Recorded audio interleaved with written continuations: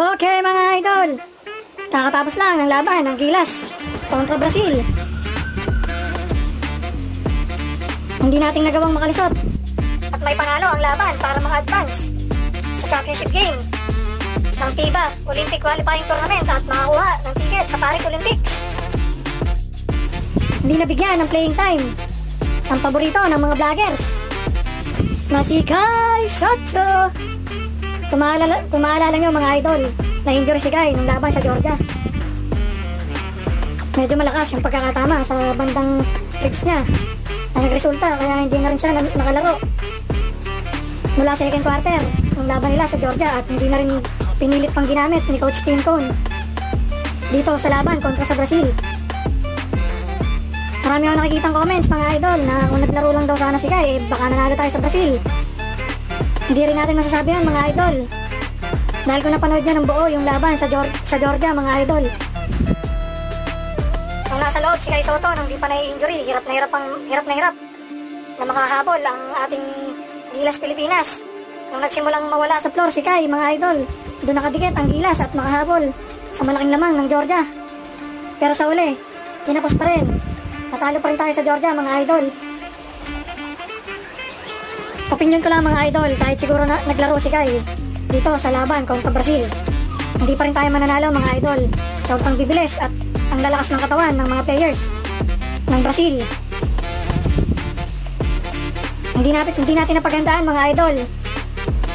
Hindi natin na-anticipate na makakaliso tayo sa semifinals at sa tingin ko lang mga idol, parang masyadong nag-focus ang ginawang training at practice game para kontrahin ang mga European teams. Hindi natin na-consider na may posibilidad na makalaban naman natin yung mga hindi Euro players kaya nga nitong Brazil.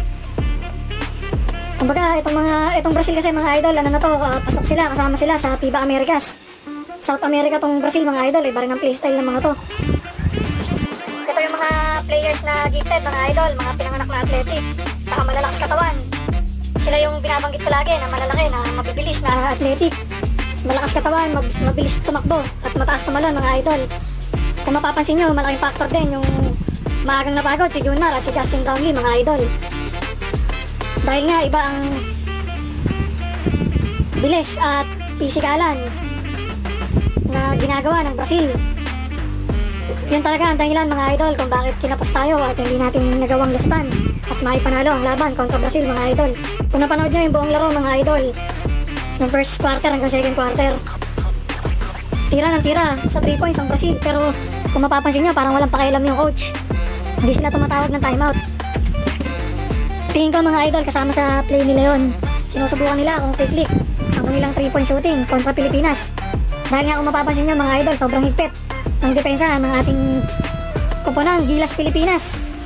Kaya rin natalo yung Latvia mga idol, hindi nila na-anticipate yung gagawing depensa ng ating national team. Yun lang yung observation ko mga idol, mukhang kasama sa play ng Brazil yung experiment na tumira ng 3 points. Kung tuloy-tuloy ang buenas ng Brazil mga idol sa 3 points, sa tingin ko itutuloy-tuloy nila yun.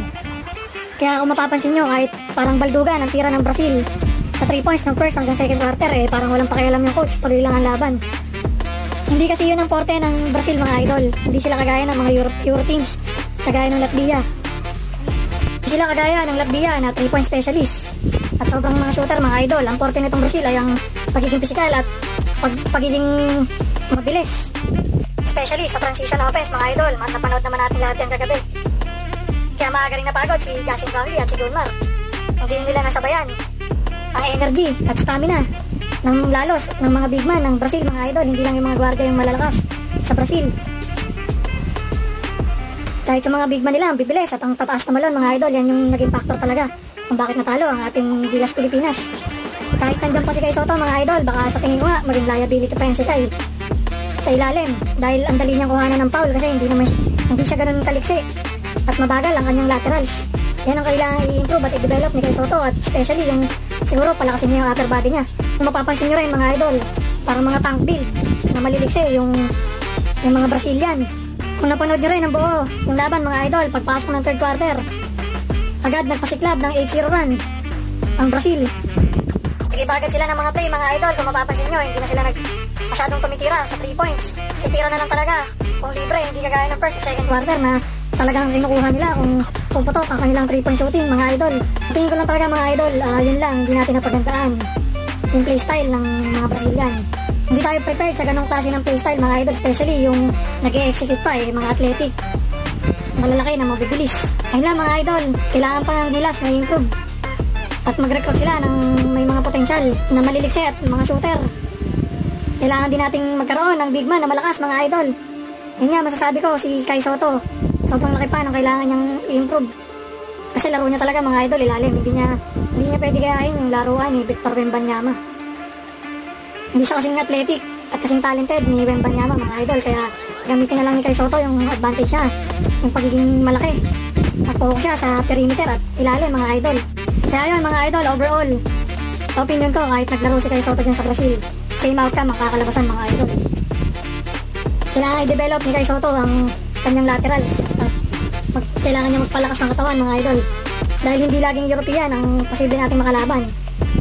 Magandang learning experience ang nangyari sa Brazil, mga idol, dahil kailangan din natin i-anticipate na posibleng makalaban tayo ng mga ganyang klase na players, yung mga malalaki na mabibilis at athletic na mga big man, hindi lang yung mga guardia yung mabibilis, mga idol. Ayun lang, mga idol, subscribe sana sa aking munting channel. Manood pa rin tayo ng Olympics kahit hindi nakapasok yung Gilas. Maraming exciting na laban, mga idol. Maglalaro si Wembanyama sa France kasama si Rudy Gobert. Kung napanood nyo yung mga practice friendly game nila, mga idol, sobrang mamaw ng France. Posible nitong talunin ang Team USA kung ang US ay magiging kampante na naman, mga idol. Tinalo nga rin pala ng Greece ang kabunan ni Luka Doncic na Slovenia, mga idol.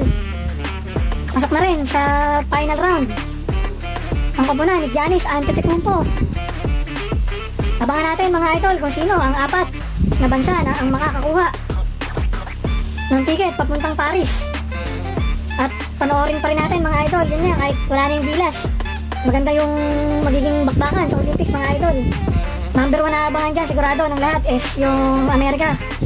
Sinigurado na nila yung lineup nila, mga idol. Hindi na sila naging kampante. Lahat ng superstar, mga idol, na pwedeng isama, kinuha na nila para maiwasang mapahiya.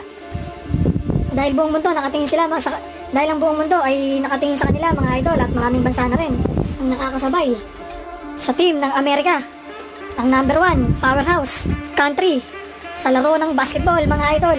Ayun lang, mga idol, pasubscribe sana sa aking munting channel. At tuloy-tuloy lang natin suportahan ang ating Gilas Pilipinas. At abangan natin kung lalakas pa ang ating kababayan at paborito ng lahat ng vloggers na si Kai Sotto.